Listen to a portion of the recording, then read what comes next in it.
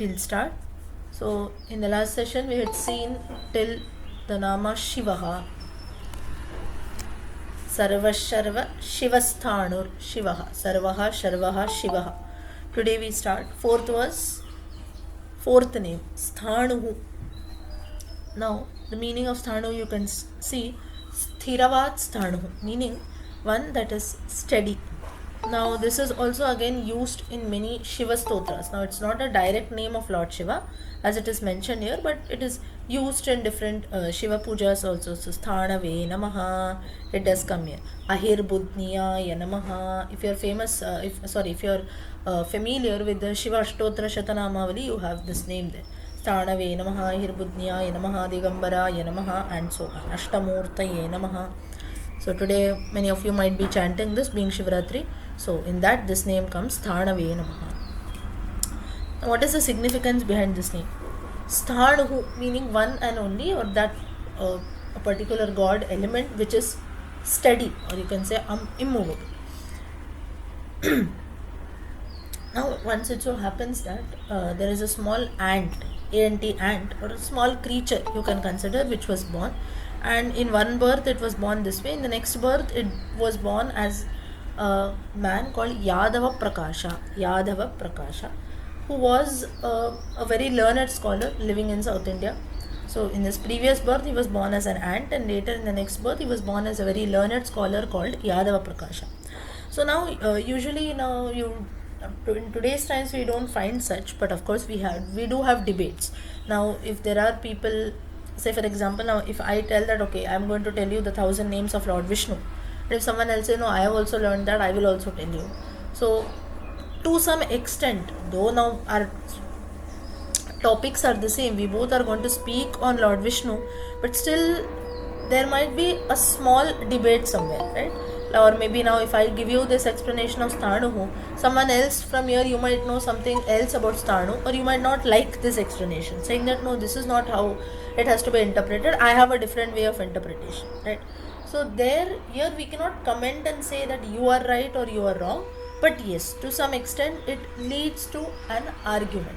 So similarly in olden times between scholars also, in today's times we find this very less, because if there are a group of say about 30 or 40 people, then at hardly one or two would be scholars who have really studied. Others are like, it's not that they are not scholars, but they'll not have much knowledge that they can comment on something. So they'll just listen, how much ever they want they'll take, and they'll move about, right? But in olden times it was not so. Everyone was a scholar, so everyone knew everything. And in situations when everyone knows everything, what happens is that we have to be very, very careful when we speak. That's all. I'll give you one more example. Now usually in school times and all, when we have the annual day functions or any dance performance, at that time usually if you see what, especially in young classes, small classes, the teacher will say, right, like even if you forget one step, you should not stop, you keep doing what you want, right? So why is this told? So that the audience, they cannot make out that you have forgotten a step. Of course now if you do some other step, they can make out, but if you continue dancing, maybe you are a bit confused with the steps, but still if you continue dancing, they'll know okay, maybe this person has been given some different steps, right? So that means the performance, let it go on so that the audience cannot make out that you have stopped dancing. Now why this is said so? Because the audience is not familiar with dance, they don't know the proper steps or anything, they just want you to see dancing. So rather than completely stopping there, you keep doing something, because audience cannot make out what you're doing. Now nobody is going to come and ask you why you danced in a different way and so on, right? Because they are not aware of the steps. So this situation comes, why I'm telling you this example is, such a situation comes when the audience or when the people are not aware. But in olden times it was not so, everyone was a scholar, so we had to be very, very careful. So one of them was this Yadava Prakasha also, and Ramanujacharya also lived in these times. Now obviously Ramanujacharya had more respect, he had more followers, more disciples. There were many other scholars also like this Yadava Prakasha, but Ramanujacharya was given more importance, or he had many followers. Like for example, how we have Shankaracharyas, right, today, doesn't mean that there are not other acharyas, or maybe a few gurus that all of us follow. But out of them, a few are very popular, right? Like for example, if I say Shankaracharya, Sai Baba, or Guru Nanak, and so on, all of us, we know their names. we don't follow their teachings, that's a different thing. But at least we have heard about them. But that doesn't mean that the list of gurus ends here, right? There are still many more gurus. Now some people will say, no, this is my family guru, or so and so person, my right from my ancestral time we have been following someone's teaching. Then depending on a particular region, there might be a few gurus. For example, South India, Tamil Nadu, you go, there might be some Alvar, some Nayanmars, and so on. You come to Central India, you will have so-called yogis and babas who are there. In North India, if you go, you have so-called sadhus who are there. So there we cannot go and argue saying that no, only this one person is the guru. So few became famous. That doesn't mean that there are no other gurus. Like this Yadava Prakasha was also one of those gurus. But then, though he was a very learned scholar, he had a kind of jealousy towards Ramanujacharya. Reason being that he had many followers, many people used to come and visit him, he had many disciples. So Yadava Prakasha had a doubt saying that why, even I am also a scholar, even I have also learned everything, then why this Ramanuja is attracting so many people? What is the reason behind it? So he started building jealousy, and his jealousy went to the core that he started telling people, don't go to Ramanujacharya, you come near me. Now this is again a very common aspect, right? If you want to show your superiority, you have to put something down, right? Only when we say that no, this is not good, this is good, that's the that's only when the superiority of one thing can be shown, right? Only when we put another thing down and say that no, this is not there, so one negativity has to come there. Only now, say for example, you go to the market, you buy two things. In that now if you are confused to buy between two things, how can you decide, how can you come to a conclusion? No, both are same in everything. But still, if you want to decide one amongst two, we will look at the better qualities of the one. So to see something better amongst the two, which is more good, to see that we have to see what is bad in the other, right? So automatically this negativity comes there. So Yadava Prakasha also found out this way, saying that no, this is wrong, this is, I will give you this. He started giving them some incentives and so on. You come to me, I'll give you something. And so on, like so-called free schemes that we have. Two shops are there, one shop will start with a free scheme, all the customers will come there. So these are all ways of attracting. So yeah, I'm giving you so many examples. So this is to show that Yadava Prakasha went to this extent. And then but he was a great devotee. At the end of the day, he was a great devotee of the Lord.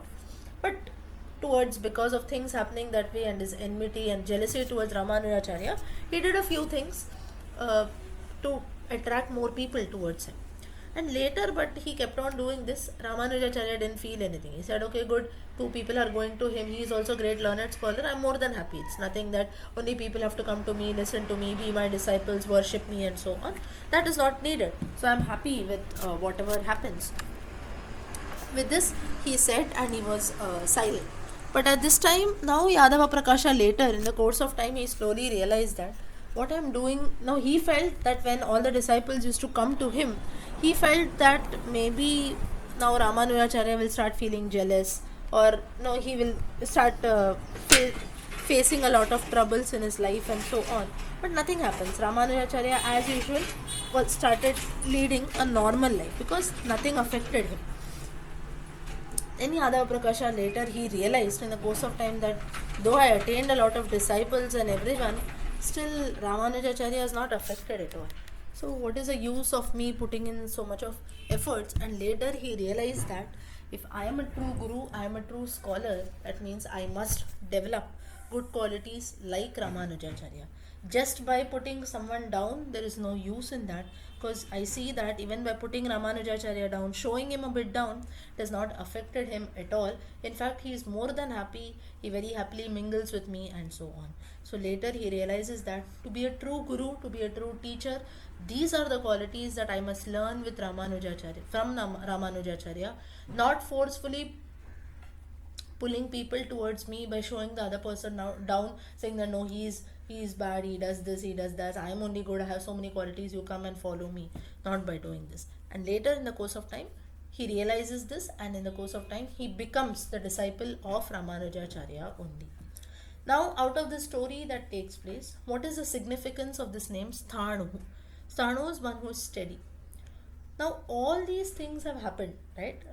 Yadava Prakasha was born as a small ant, a very small creature. In the course of time, in his next birth, he learns everything, he puts in a lot of efforts, he becomes a great scholar. Then he develops enmity, he develops jealousy towards Ramanuja. Ultimately, he learns a lesson saying that no, Ramanuja is a true scholar. He becomes his disciple. So, if you see the things that have happened, there are a lot of ups and downs. How does this happen? So, and ultimately, though in the middle he loses his track, but still ultimately he reaches the right track and becomes a disciple of Ramanujacharya. So, who does this, or who is responsible for this? The Lord Himself. Lord Himself has been a sthanuhu. Sthanuhu meaning here, what is the significance of this word sthanuhu is one who tries to make us always steady. So steadily, it takes time, but then steadily and slowly we do move till our good destination. So it's not that Yadava Prakasha was bad, Yadava Prakasha was evil, no. But just because he saw a few things around him that felt, wherein he felt that no, the other person is greater than me. Subtle, in a subtle way, the Lord taught him a lesson, but at the same time, that doesn't mean that he went on the wrong path, he lost himself, it led to his destruction. No, he was ultimately brought back on track by becoming the disciple of Ramanujacharya. So, Sthanuhu, here what is the significance is that if we also put in right efforts, and even though if we lose track in the middle, now it's not that all of us also say 100 years, 50 years, if we lead a life, say for example, let's consider 50 years of my life, nobody can say I have done only good things, not even a single bad thing, or I have faced everything just positive, no fights with anyone, no arguments, nothing. Nobody can say that, right? Forget about 50 years, even one day if you're peaceful and happy also, that is more than enough, right? But does that mean that in the 50 years, okay, I went to a lot of negativity? Does that mean that I am bad always, or maybe the opposite person is bad? No, it's just the situations that come in, right? Say, for example, now two of us, we have an argument over something. No, and say, no, I say, no, this is better. The other person say, no, you're wrong, the other thing is better. So, in this, we cannot come to a conclusion saying that who is right. Both of us, we have our own way of thinking. Therefore, this word sthanuhu, what it tries to signify is that we have to continuously put in efforts like Yadava Prakasha did. Right from a small creature, we became a great scholar. He had put in a lot of efforts to gain a lot of knowledge, but in the middle, of course, he lost track due to few situations. But with the grace of God and by considering all the efforts put by him before, the Lord helped him to come back on the right track. So, like this, for us also, if we are continuously putting in efforts in between, even if we lose track unknowingly. Now, here Yadava Prakasha did not do this purposely. Situations seem to be that way because he saw many people going towards Ramanujacharya. So he lost his mind. So in our life also, we do lose track in between. At that time, if we are sincere, we put in efforts, the Lord leaves behind everything and He will also come and guide and help us. So that is the significance of this name, Sthanuhu. So the Nama, if we chant Sthanave Namaha, it means to be strong and steady in whatever we do. And ultimately, and now that doesn't mean that on purpose, if no, purposely I'm going to do something bad, let me see if the Lord comes and helps me. We are no one to test, right? Test and wait and see, oh, does this really happen? It's not so. But if we are sincere enough in putting our efforts, the Lord will surely come and guide us. Just as in the case of Yadava Prakasha, he was just a small creature of an ant. In the next birth, he was given a human birth. He was made a great scholar who had studied all kinds of books. When he lost track in the middle, the Lord paved in such a way that he could be brought back on track and Ramanuja can become his teacher and guide him properly. So this is the meaning of this name, Sthanuhu. Sthanave Namaha. Can you repeat the Falashruti?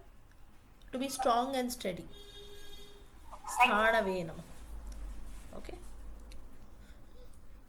Okay. Did everyone understand the meaning of this name?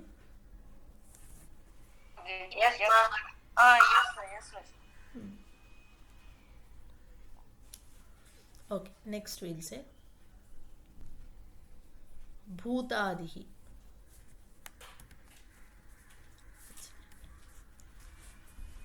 Sarva Shivasthanur Bhutadhir. Bhutadhir is the cause of all beings. Right? One who has created all beings. Bhuta Adihi. Bhutaha meaning creatures. Adihi meaning the first one. Or you can say the creator. Now literally the creator we give it to Brahma. But Vishnu only has created Brahma. So therefore the first creator has to be Vishnu.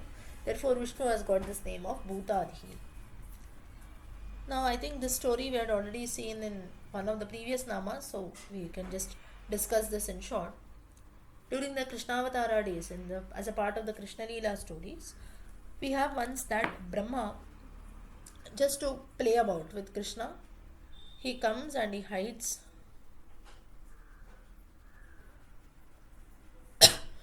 all the go. Now, Krishna, we know he being a cowherd, he used to always graze about with his cows, friends, and so on. So, once it so happened that Brahma wants to play with him. So, in the forest, he comes and he hides all the cows and all his friends in a cave. And Krishna is left all alone. He doesn't know what to do. So then he further says that, but further later, Krishna initially doesn't realize who has done this. Later he sees that, oh, this Brahma has only done this. So he comes and he finds out okay, what happened, why did he do this. Now Brahma did it in a very playful way.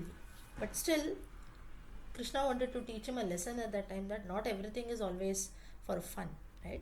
So then he comes there and he sees all everyone, no one is there. He has taken away all his friends, cows, the food, everything that had been bought. Now there is a background story to this also, that why did Brahma come all of a sudden. So there it is a reason saying that all the gods, they used to from heaven, they used to see Krishna playfully playfully enjoying with his friends, cows, and everything. And they also had a wish that why don't we also incarnate as these boys and the people of Gokula and Vrindavana, so that we can spend and enjoy time with Krishna. But it didn't happen. So in their case, what it happens is that they all decided that we'll all assume the form of a fish and stay in water.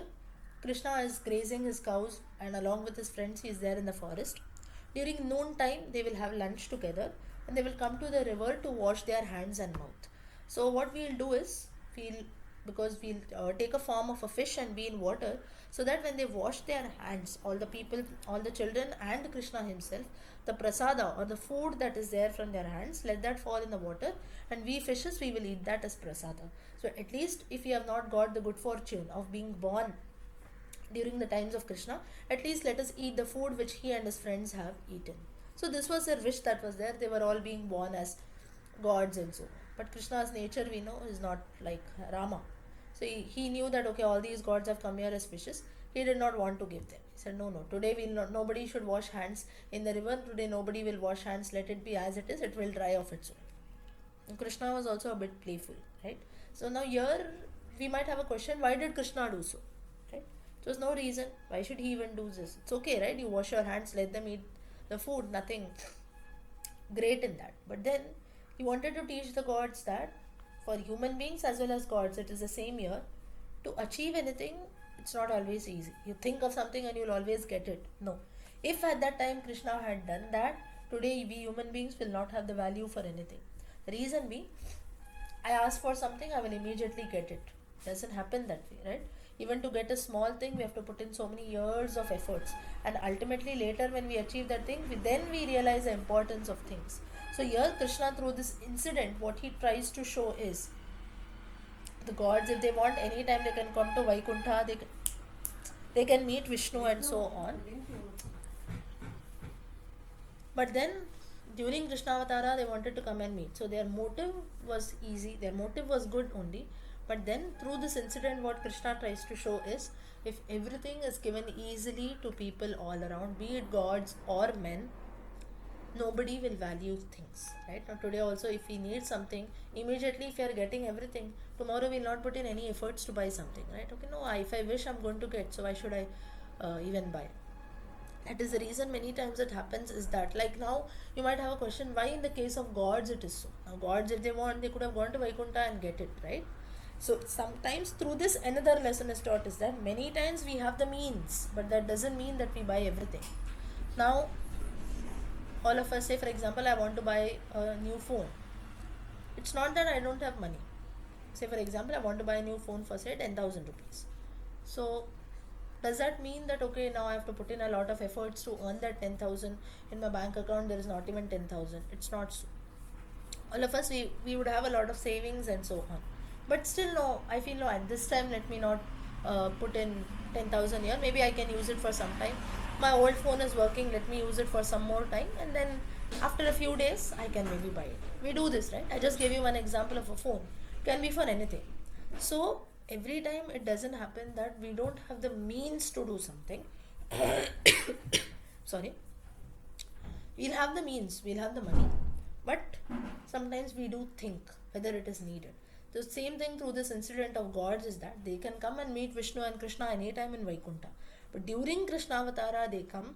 So Krishna plays things in such a way saying that no, nobody today, nobody will wash our hands in the river, just to show that many times we'll have the means, but we have to take the right decision at the right time. Doesn't mean that today I have everything, so okay, I have today money, I'll go and buy something. What about the future? You have to think about that. So out of all the incidents that happen in Krishna Avatara, we have to look at this with this insight saying that why a particular thing has happened. It is no, the gods came, Krishna did not go there, he could have washed his hands. Why? We can sit and argue, but there is a significance behind that, because Krishna was very, very thoughtful, saying that today, in the future, in the Kali Yuga, people are going to read my stories, people are going to listen to my stories. So out of that, there should be a lesson for them. Otherwise, tomorrow they'll think, okay, the gods came, I gave everything very easily. Tomorrow, all my devotees also will demand the same. If everything is given away easily, there will be no value for things. It will ultimately result in destruction. So, this should not happen. So, that is the reason the gods come there and Krishna refuses. So, again, then Brahma jumps into the story. Brahma did not like this, because Brahma is the one who is responsible for creation. He is like a very old man who takes care of, you can say, like an elderly person in heaven. So, he is responsible for taking care of gods and everything. He did not like all his junior gods being insulted. He considered this as an insult. So just a simple wish. Now the explanation that I gave you, Brahma did not think in this way. He thought that Krishna is arrogant enough. See, they are just coming as in the form of a fish. You cannot do even this. I'll teach you a lesson. I'll take away all your friends and everyone. Then Krishna later realizes that no, this is a work of Brahma only.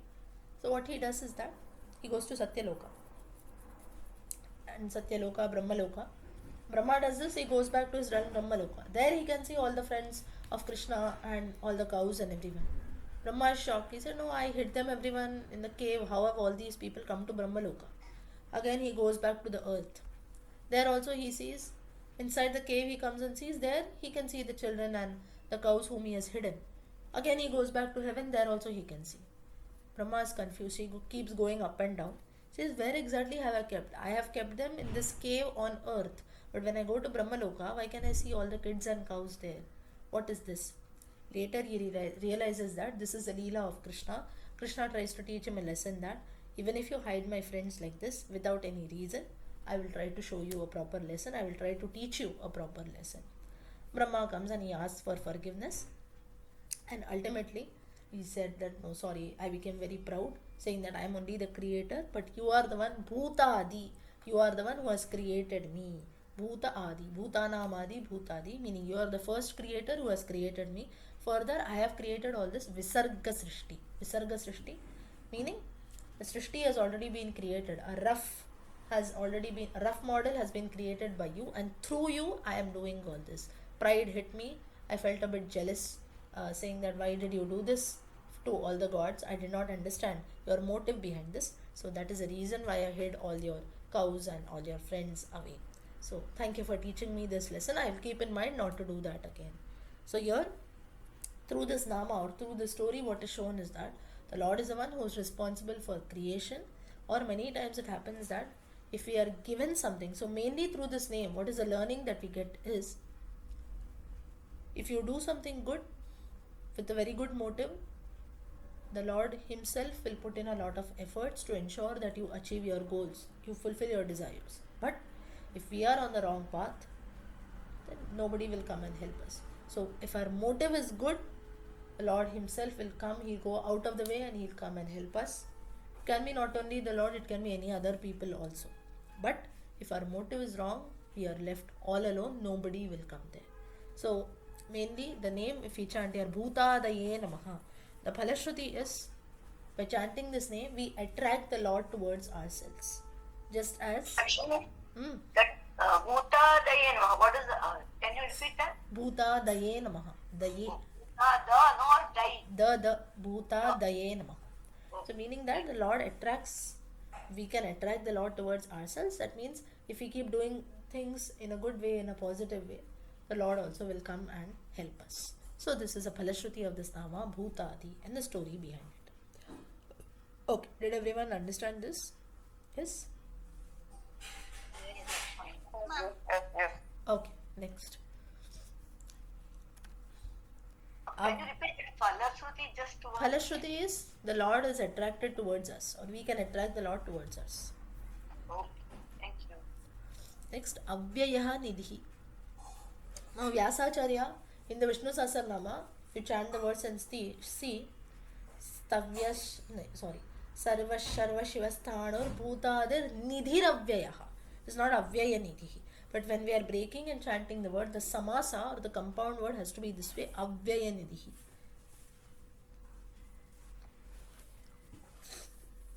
Now here,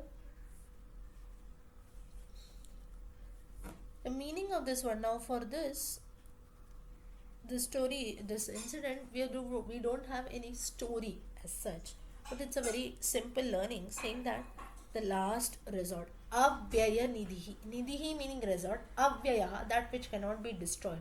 There can be no change to it. Now, what is the meaning of all this? Pralaya kale asmin sarvam nidhiyate idi nidhi. Meaning, at the time of Pralaya is when everything is vanished. I told you in the previous sessions that during the times of Pralaya, what happens is that all the world that we say, Pralaya is nothing but destruction or dissolution. At that time, does the Lord also vanish? Do we have this thing in mind? No. That which remains, Avyaya that which is not at all destroyed, even at the times of Pralaya, that is the Lord Himself. All other creations, everything is destroyed. So even during the times of Pralaya, what happens is that it is said Vishnu swallows the entire world in his stomach, and when the creation starts again, he brings out from his stomach. So this is during the times of Pralaya, the Lord is very much present. So here, what is said through this? So this is the, you can say, the meaning as per the Shankara Bhashya, or a very meaning as per the Shastras. How this can be interpreted is that, I'll give you a simple example for this. When everything fails, right? Now, whenever some problem comes to our life, say for example, there is a small issue that we are facing. Say for example, some financial problem in our family. Okay, there are 4 members in a family: husband, wife, 2 children. Children are small; they are going to school. Wife is not working; she is a housewife. The husband, he goes to work, he comes, he works in a decent company, and then one fine day it so happens that now, especially in today's times, this is a company lays off, right? He says, no, from tomorrow you need not come. Company is facing some financial issues. You have lost your job. He comes back. Now, the day he comes back, today the things have happened. He might not tell his wife immediately that no, I have lost my job. From tomorrow I don't have to. Now, they are not a very rich family, a very decent family. That means if I earn little, I can save, and remaining I can take care of my family. That's it. So he's in very much need of a job. Now all of us also, how much ever rich or whatever we are, if all of us we are going to a job or we are doing something, we need that, right? Nobody can say here saying that no, from tomorrow even if I lose it, that is fine. No. Today we are living because of it. So this is a truth. So the same happens in the case of this family also. I'm just giving you an example. So then the man will immediately not come and tell his wife, right? So maybe first they'll go in the office itself, he gets this news. They go, they have a discussion with all the co-colleagues that are there. Okay, now what to do? Maybe they'll go and speak with his manager. Okay, now what has happened? So 2-3 steps he sees there. Is there any other way? They'll go and discuss. Now suddenly if someone says, now from tomorrow you don't have to come, it's not that we take our bags and come out, right? We'll go there, we'll speak, we'll ask what is the reason why. So is there any other way that can be done? Maybe you can reduce some salary also, and then can I come? So we'll try different other solutions, right? From our side only, whatever we can think of, we try to put in those efforts. Suddenly someone says, okay, you go. We don't just directly come out, right? So from our side, the man, from his own side, he has put in some solutions. Nothing works. Then maybe the next day, he tells his wife, saying that no, this is what has happened. There is no other way. Now I have to start looking for a new job. Wife does feel bad, but then she says, okay, even I will also start looking for a job. She also tries to put in efforts, right? Think that maybe I'll look, or maybe I'll do some small business or something like that. I'll also find out something. From her side also, she has started putting in efforts, right? Both of them, they have put in efforts. Nothing works ultimately. Third step, what they do, they'll go and maybe they'll tell a few close friends and relatives. So such things, I lost a job, you give me something. We don't go about telling everyone, right? Maybe in their close friend circle, close relative circle, they might just tell, okay, uh, like I've lost my job. If you have anything, you tell. This is a third step. Even that doesn't work. Fourth step, what they do, whoever comes in their way, they'll tell, okay, if you have a job, you please tell, please tell. I have faced some serious issues and so on. This also does not work. All the things have been done. First, if you see, the man himself put in efforts. Next, he tells his wife, both of them put in efforts. Third step, they tell their close circle, even they put in efforts, nothing works. Lastly, anyone who comes in their way, they put in efforts, nothing works. Everything has been done from our side. What ultimate resort is? Go and fall at the feet of the Lord, right? Saying that you please help me out of this. Now here what is done is that the Lord is not going to, nobody has seen Lord, nobody knows what he does and so on. I have not physically seen him coming and give me a job, right? And even the man also knows that physically the God is not going to come and say, okay, this is your appointment letter, from tomorrow you can join in my company, come to Swargaloka. He's not going to tell that. But still the man goes and prays saying that no, you please do something, you have to only free me from this danger. Why does he do so? Faith plays in, because the devotion plays in. He has a faith, belief, trust in Lord, saying that from my side I have tried all my ways, but now nothing has worked. You are my ultimate resort, please come and do something. So this is avyaya meaning that which cannot be destroyed, or that which is an ultimate source. There is no other way beyond that. Now here if you see, the man could have done the same thing in the first instance, right? Okay, I have lost my job, today only let me fall at the feet of the Lord and cry. He doesn't do that. From his side, he puts in efforts. He tells his wife, he tells his close circle, he tells everyone around. From his side, whatever he could do, he does everything. When nothing happened, when everything fails, the Lord comes into picture. That is why there is a very beautiful saying by Swami Shivananda. He says, all insurance companies might fail, but the divine insurance company will never fail. The Lord himself tells us, Krishna tells in the Gita to Arjuna, saying that everything else might fail, but if you have faith in me, you just show faith in me. Today I am telling you, rise up, you fight. You have faith in me, you have trust in me, I will take care of everything. You give your 1%, I will give you more than 100%. So here one thing is, the Lord tries to show that if you assort me, if you try to ask me for help, I will surely come and help you. There is no doubt in that. But at least you must come and ask me. Now all of us also forget about that. Now the Lord is so compassionate. He says even unconsciously you tell my names, unconsciously you come and ask. Krishna tells in the Bhakti Yoga 12th chapter, you don't do anything, you don't even come and sit in front of me, that is fine. You just be good, don't cause any harm to others, have good qualities. That also I will consider as bhakti and bless you. But O Arjuna, people cannot do even that. So the Lord is so compassionate. Same thing you consider with us. For us, we need people who are respectable, right? No, he did not talk to me properly, I'll not go. Someone invites us for a marriage or so, right? Now nowadays we have this fashion, especially after the COVID times and all, nobody much comes to our houses and invites, right? Until and unless it's a very close friend circle. So what people do, maybe they might send you an e-invite, they'll send you a WhatsApp invite. Some people call, some people don't call. They just write a message, please make it, right? So it's not that they have the intention that you should not come, but things are easy, right? So I should not spend on a card, I should not put in efforts to travel, come to your place and call you and all that. I need not spend time on the phone also. So this is an easy way. Some people don't feel bad on it, but some people, yes, they do feel bad. No, this is not the way of inviting. He's doing for namesake. Come, ask properly, come to my house, invite me properly. That's how it has to be done. This is not the way it is to be done, right? So we expect something. Saying that, and there also we have a problem. Now, if there are four now in your building, there are many houses. No, he went to their house first. We go and ask, when did you get the invite? He said, no, yesterday only I got it. Oh, yesterday he was invited, today only I am being invited. Why so? Is that other person so special to him? So we have all these problems, right? But the Lord never thinks that, oh, this man, he had a problem. But what he did not come to me on the first day. He went through all this, and when nothing worked out, at that time he has come. Because now he has not got any option.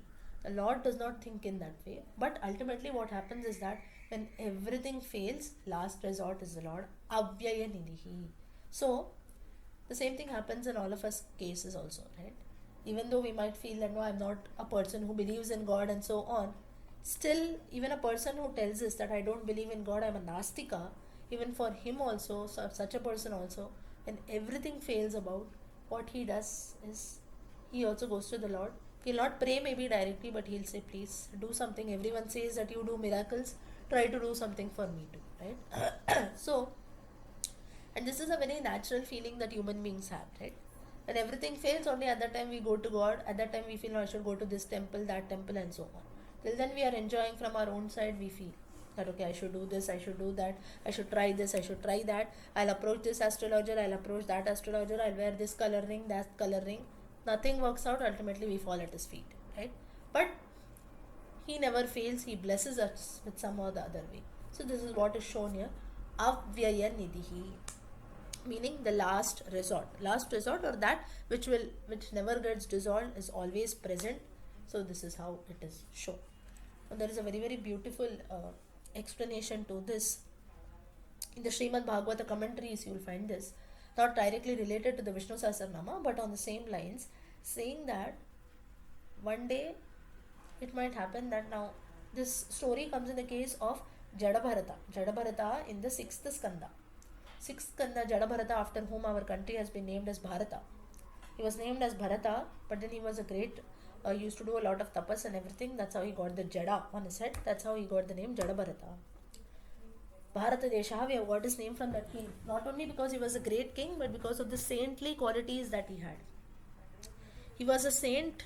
He had everything. He was good. He was doing a lot of tapas. He led his kingdom also very well. But where he fell down is he got attracted towards a deer, and not even to a woman or maybe riches, money, nothing, to a deer, an animal. And he used to do tapas. He used to stay in the forest in his house. But whenever the deer used to come near him, he used to be attracted. Whenever it used to come, he used to leave aside all his work, take care of it, make it sit in its lap, give it food, sleep with it, and so on. So basically, he got too much attracted towards a deer.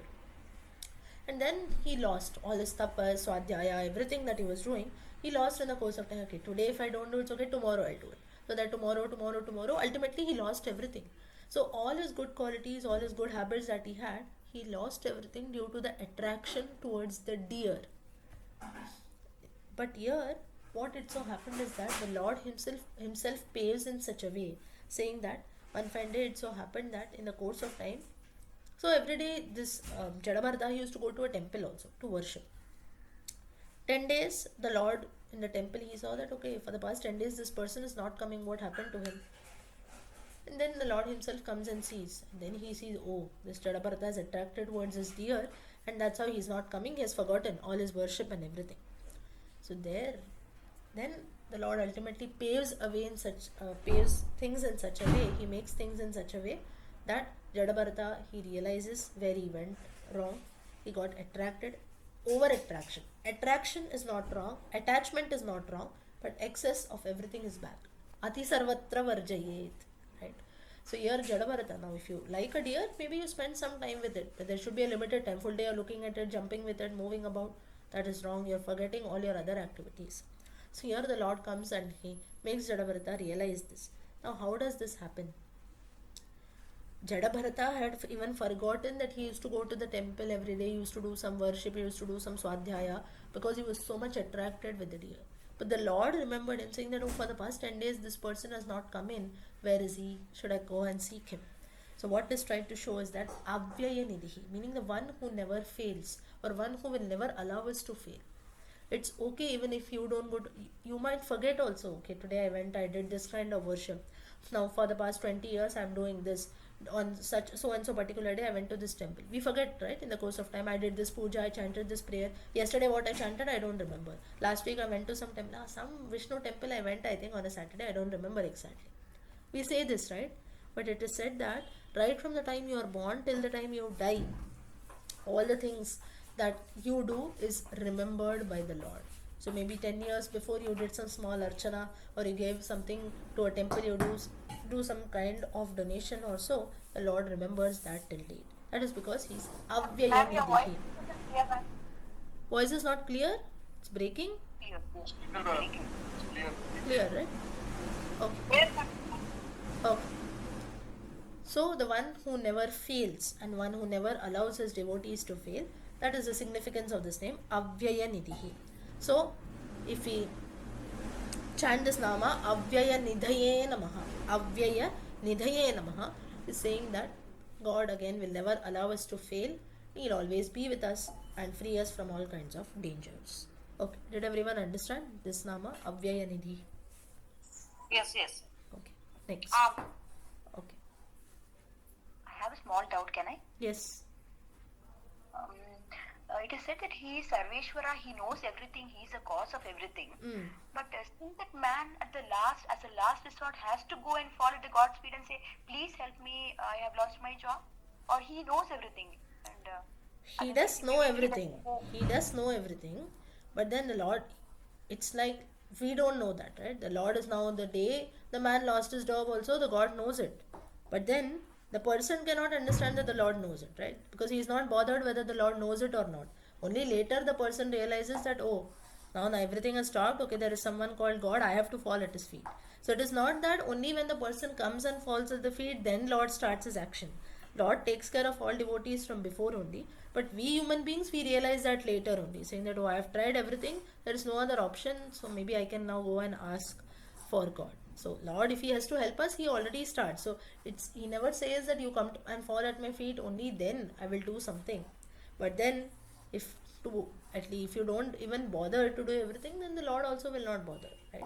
So it's not at the right time, of course, things are brought in place. But now even if on the first instance also, if the man had done that without doing any other things directly, also if he had fallen at the feet of God, that doesn't mean that immediately all these problems would have been solved, right? There is a right time for everything. But yes, we human beings do that. We go only at the last minute. The Lord has an eye on us right from the beginning, right? only if you deserve at the right time, only the God will bless Of course, only so that's what Kalaha Patraha we have in the Gita, right? As per time and Patraha. Patra is only to the deserving it happens. Now, to this man, if he had given a lot of, now, say for example, every one of us, if we just go and fall at the feet, okay, I need 1 crore rupees, I need a lottery. 10 of us, we go and ask, I need 1 crore rupees, I need a lottery of this. Lord says, okay, he has fallen at my feet, I'll grant. Now, all the 10 people, how are we going to use the money? We don't know. Maybe I'll buy a house. You might do something, you might just save it. Someone may say, no, I'll build a few temples. Some will say, no, I'll build a flyover. Some will say, no, I want to earn more money, I'll use this in gambling. Now here what we have to, who has to be blamed now? Okay, the Lord only has to be blamed. He only has given this money. 4 people have used it this way, but the 5th one is using as gambling, right? So he is the one who's not deserving because he does not know how to use money. So at this instance, who is to be blamed? Only the giver is to be blamed. I'll give you a very simple example. In the family way also, what happens is that if there are both mother and father, some toy is bought and given to the child, something is bought and given to the child, say for example a mobile phone. Then the child spends a lot of time on the phone. If the father has bought and given the phone to the child, the mother will say, because of you only the child is playing, I told you not to buy and give him, why have you bought and given him? Or vice versa, if the mother buys and gives, the father tells, I told you not to buy, you see how the child is doing. So here the child is not blamed about, but the person who gives is blamed about, right? Why did you do this? So the Lord, he says that it's not, there's no problem for me to give anything, but though you ask something, you have to be deserving only at the right time, place, samayaha, kalaha, patraha. Only to them I can give. Crore rupees now if I give to 5 people, I don't know how the 5 people will use it, right? Some people will use it for your good. But the 5th one, if he is using it for gambling and other wrong purposes, I will only be blamed tomorrow. Then it will lead to destruction. So I must give people only who are deserving. That's the reason why many people on the roadside, also to beggars, etc., we don't give them money, right? It's not that I don't want to help that person. They don't know how the beggar will use it. They'll maybe buy a cigarette, smoke it and go away. They'll maybe have into drugs or something. They'll drink and sit. We don't know, right? So then There I feel, then we only feel bad. Oh, yesterday I had given this person, look what he is doing today with my money, right? So deserving is also one thing which is very much there. So this concept, you have raised a very good question. So the thing is, I ask for anything, I have not been given. Does this mean that the Lord cannot see me? He does not have any faith on me. I don't have faith on God. Everything is just fake. No, are not deserving, right? And this is not limited to, again, religion, God, or spirituality alone. For everything in life, I want something, I have to get it at this minute. You go back to the story of Brahma, as I told you in the previous Nama that we saw, to the gods also. Bhutadihi. What does he do that there? Only at the right time, Krishna there, you could have gone and he has washed his hands in the river, but he does not do that to teach the people the value of things. If everything is given to us very easily, now the person, say for in this instance, he lost his job, immediately next day he gets a call for some other job, he will not know the struggle of finding a new job. There are so many people out there in the world who are struggling to find a new job. So he does not know that, right? If everything falls on our plates very, very easily, we won't understand the value of everything. So, Avyayanidhi, Lord is surely the resort. He is surely going to help us. But that doesn't mean that, okay, today I ask, today he has to come. I will not move about. I will not put in any struggles. That is not so. From your side, you put in the struggles. With, you have faith in Lord, you go and pray to Him. Surely, even if you don't pray also, He is going to help you, right? If your motives are good, surely the God will come and help you. But at the right time, right place, as per your deserving capacity, how much ever is good for us. Okay, did you get it? Thank you, but thank you so much. Yes, very clear. Next, Avyaya Nidhi, next Nama. सर्वशर्व शिवस्थान और भूतादिर निधिरव्ययः संभवः संभवो संभवः संभव संभव in Hindi we say संभव होना meaning possible. Here it means संभवः, one who takes birth, one whose birth is beautiful, that is given. Swechaya samichinam bhavanam asyeti sambhavah. One whose birth is very, very beautiful. Or the literal meaning is that one who takes birth as per need. What is the need? Swechaya. That means the Lord here, and the Lord can take birth as per his need. He can decide whose parents can be, right? Now, for example, I'll be born in the family of Vasudeva and Devaki. I will be born to Kaushalya, Dasharatha, and so on. We cannot decide that. All of us, you are born in so and so family, this is my mother, this is my father. Parents have to come and tell, no, you are born to me, I am your mother, I am your father. We cannot choose our parents. We have only one right of choosing our husbands or maybe our wives. There are also many people we do go wrong, and that's how we face problems, right? So we don't have a choice to be born in a particular family. Why am I born in a particular family? Can I decide? The Lord does not give us 5 options saying, okay, these are 5 families, these are 5 set of parents, you decide where you want to go. No. You are born and later the person tells, the mother tells, the father tells, no, I am your father, I am your mother. There also is a question of belief and faith. This might be a bit harsh to hear, a bit harsh or a bit difficult to hear, but then right from the time of birth, or for all those people, a bit out of context, but still I'm telling because it has come here. All of us in every stage of life, or for people who question, is there God? Is there this? Is there that? How can you tell? Prove everything. I want evidence. So many people who argue. It's not wrong to ask this, but a very simple question or a very simple thing. Right from the time you are born, you are living on faith and trust. Your mother comes and tells, I am your mother. What is the guarantee she is your mother? Did you see that she is your mother? No. You don't go and ask your mother, okay, let us do one DNA test and see to prove that you are my mother.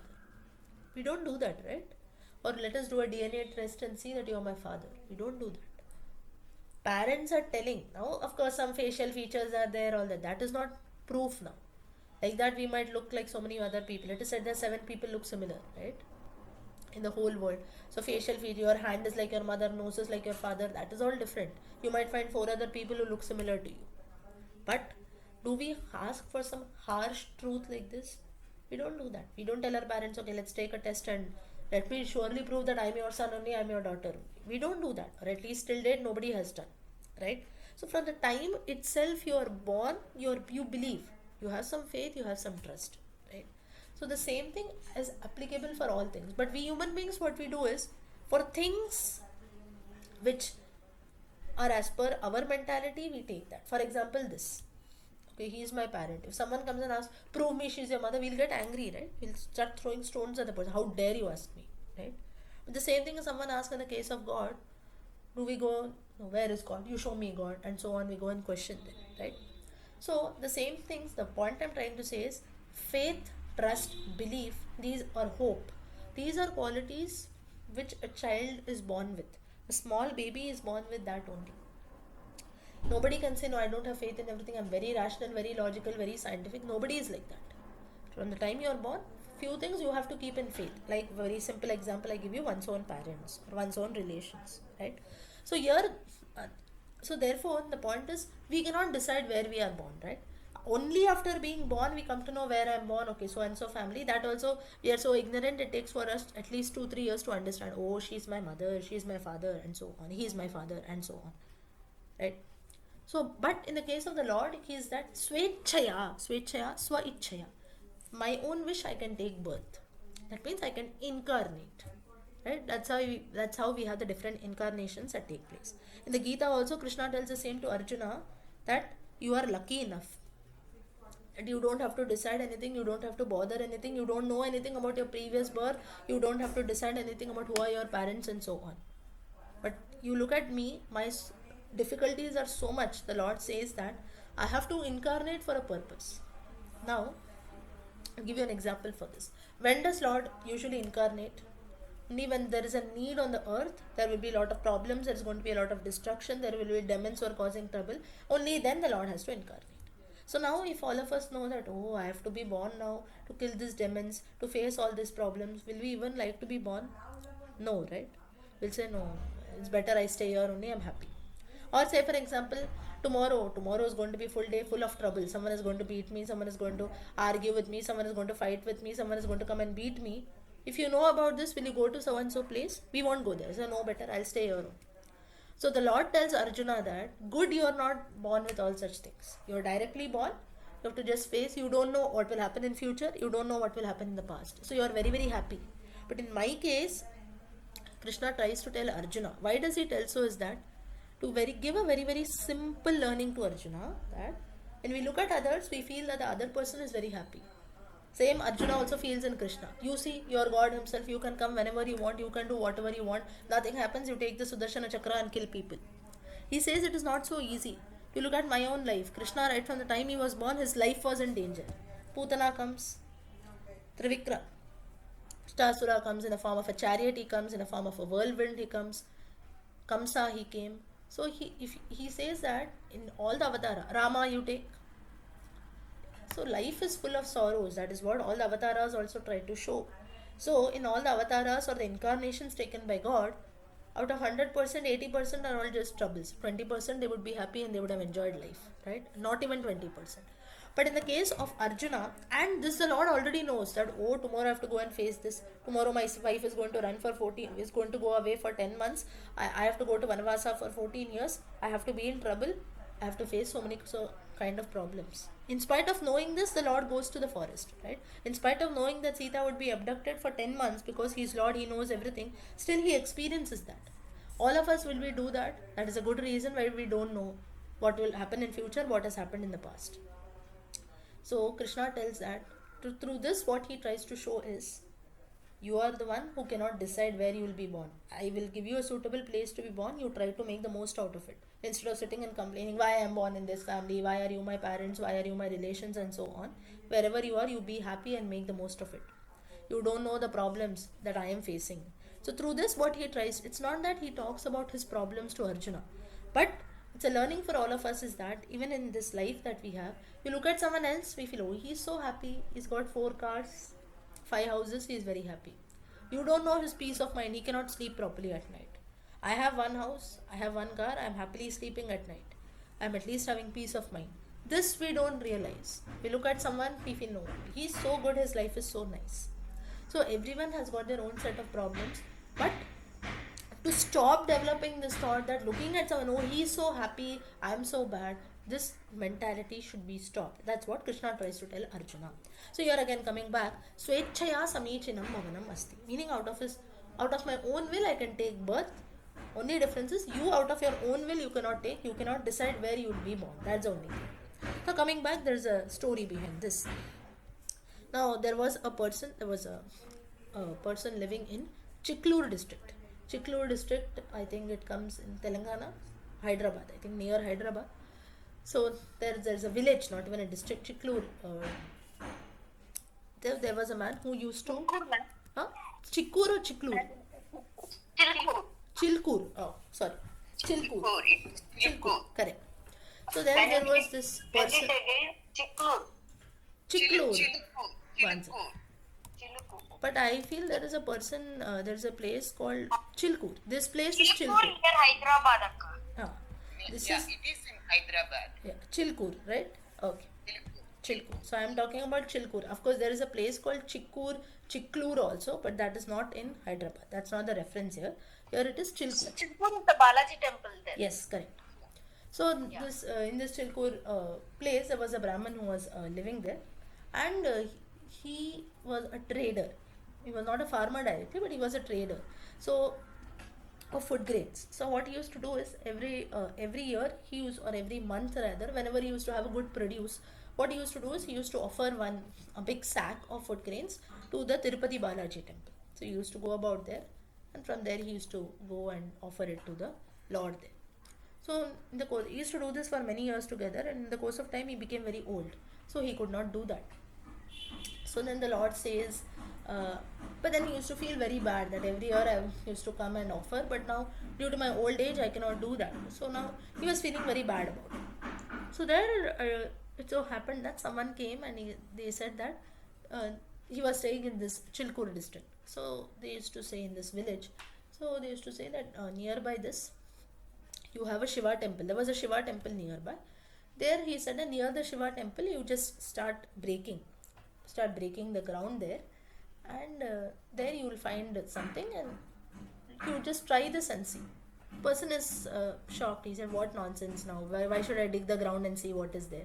But still this person insists, saying that no, you have a Shiva temple nearby. Near the Shiva temple you just try to till the land a bit, you will find something. This person goes about, he calls a few people, and he tries to dig the ground there. After a certain point, when he was continuously, they were digging the ground, after some time blood starts coming out of the ground. So as if some living being is there inside.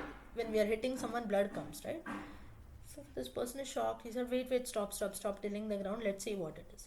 And there he could find the idol of Lord Venkatesha, Lord Balaji, along with Sri Devi, Bhudevi, quite similar to the idol that we have in Tirupati.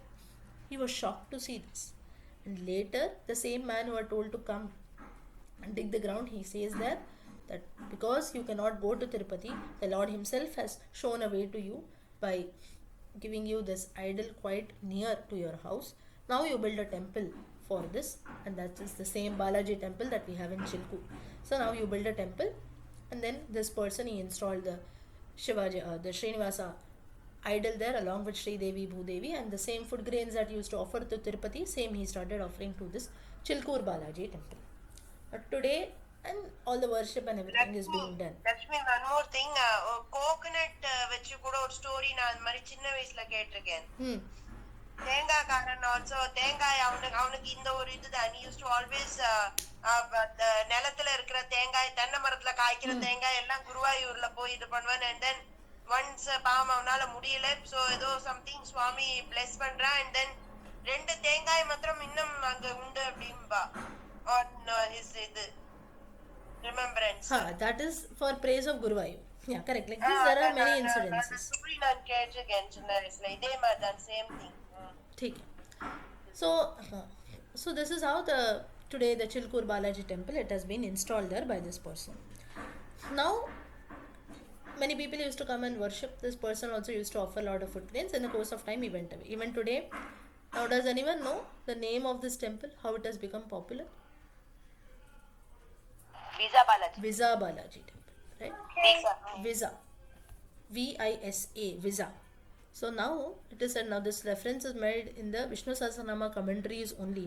It is said that after many people started going to this temple and praying, children, students, and also people who wanted to go to foreign lands for studies, for jobs and so on, they used to get visas easily.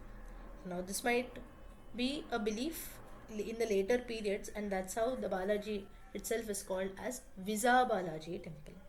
So the significance here is when we have the name of Sambhavaha, meaning Swechaya Samichinam.